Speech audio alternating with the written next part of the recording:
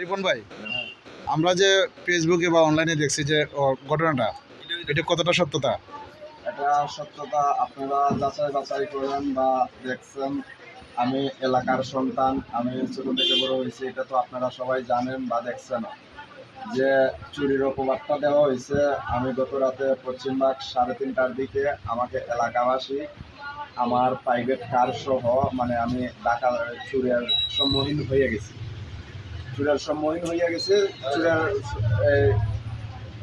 সম্মুখীন হওয়াতে মানে এলাকাবাসী দুইজন চুরকে দেখে আমাকে সন্দেহমূলক চুর ভেবে আমাকে আটক করেছে।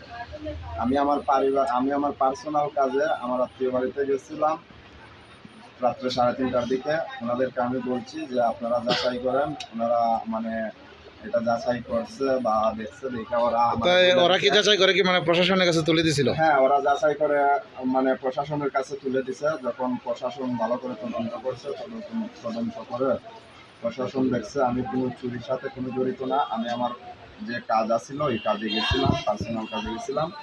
ওইটা দেখছে, সম্পূর্ণ প্রমাণ পাইছে, মানে তারপরে আমার প্রশাসন ছেড়ে দিছে। আচ্ছা উস্তাদ, কি অবস্থা ছিল? জি, আসসালামু আলাইকুম।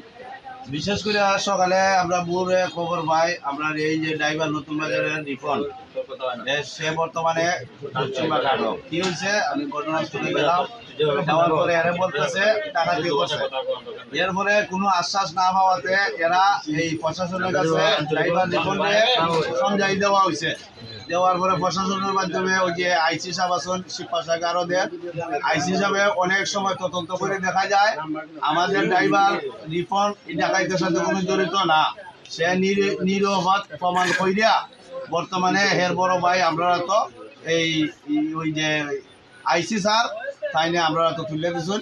আমরা এখন সুন্দরভাবে বানিয়েছি নতুন বাজার, তো আমরা অবস্থান করছি। এখন কি সবগুলো সমাধান হয়েছে? থাকবেন। আসসালামু আলাইকুম। ওকে।